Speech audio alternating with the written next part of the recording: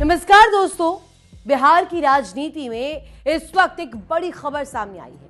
खबर यह है कि मुख्यमंत्री नीतीश कुमार अपने बेटे निशांत कुमार को राजनीति में उतारने और उन्हें जेडीयू की कमान सौंपने पर विचार कर रहे हैं। अगर ऐसा होता है तो बिहार की राजनीति में एक बड़ा बदलाव देखने को मिल सकता है। आज के इस खास वीडियो में हम आपको समझाएंगे कि किस तरीके से बिहार में नई सरकार को लेकर अभी स्थिति है। साथ ही बड़ा सवाल ये कि नीतीश कुमार राज्यसभा क्यों जा सकते हैं, निशांत कुमार की राजनीति में एंट्री कितनी बड़ी घटना होगी और इसका बिहार की राजनीति पर क्या असर पड़ेगा। तो चलिए शुरुआत कर लेते हैं और सबसे पहले बात करते हैं ताजा राजनीतिक हलचल को लेकर के।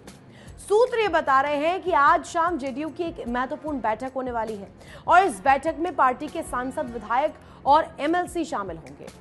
साथ ही बताया जा रहा है कि इस बैठक में बिहार में नई सरकार के गठन, पार्टी की रणनीति और आने वाले नेतृत्व पर चर्चा हो सकती है। सबसे दिलचस्प बात यह कि इसी बैठक में निशांत कुमार को राजनीति में लाने का प्रस्ताव भी रखा जा सकता है। अब सवाल ये उठता है कि अचानक ये चर्चा क्यों शुरू हुई। दरअसल 5 मार्च को नीतीश कुमार ने पटना में राज्यसभा के लिए नामांकन दाखिल किया है। उनके नामांकन के समय कई बड़े एनडीए नेता मौजूद हैं, जिनमें केंद्रीय गृह मंत्री अमित शाह भी शामिल थे। बिहार की 5 राज्यसभा सीटों के लिए 16 मार्च को चुनाव होने वाला है। अगर नीतीश कुमार राज्यसभा के लिए चुने जाते हैं तो माना जा रहा है कि वो मुख्यमंत्री पद से इस्तीफा दे सकते हैं और यहीं से बिहार की राजनीति में नए समीकरण बनना शुरू हो गए। और अब बात करते हैं सबसे अहम सवाल की, निशांत कुमार कौन है, क्या है उनका सफर। निशांत कुमार नीतीश कुमार के इकलौते बेटे हैं। उन्होंने इंजीनियरिंग की पढ़ाई की है और अब तक हमेशा राजनीति से दूरी बनाकर रखते हुए नजर आए।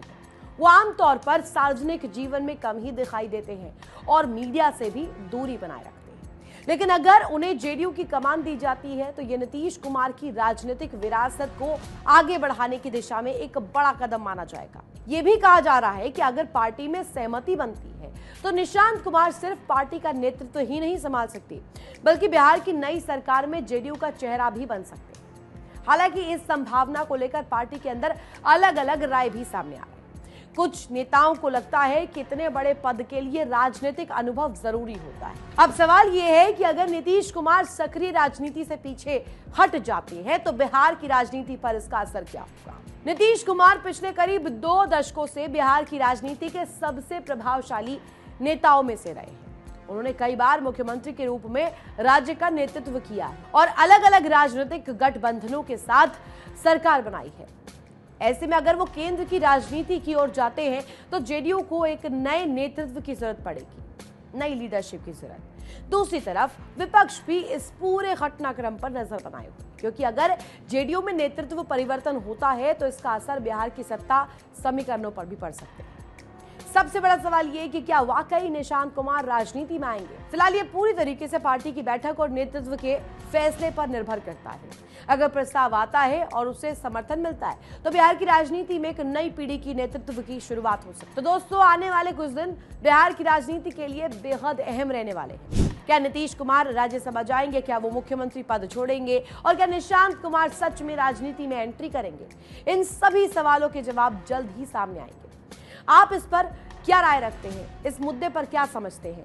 क्या राजनीतिक विरासत परिवार में ही जानी चाहिए या पार्टी के अनुभवी नेताओं को भी मौका मिलना चाहिए। अपनी राय कमेंट सेक्शन में जरूर बताइएगा। अगर आपको वीडियो पसंद आई हो तो वीडियो को लाइक करें, चैनल को सब्सक्राइब करें और इसी तरीके के एक्सप्लेनर्स के लिए देखते रहे इंडिया। देखिए इंडिया डेली 24/7 अब आपकी स्मार्ट टीवी पर।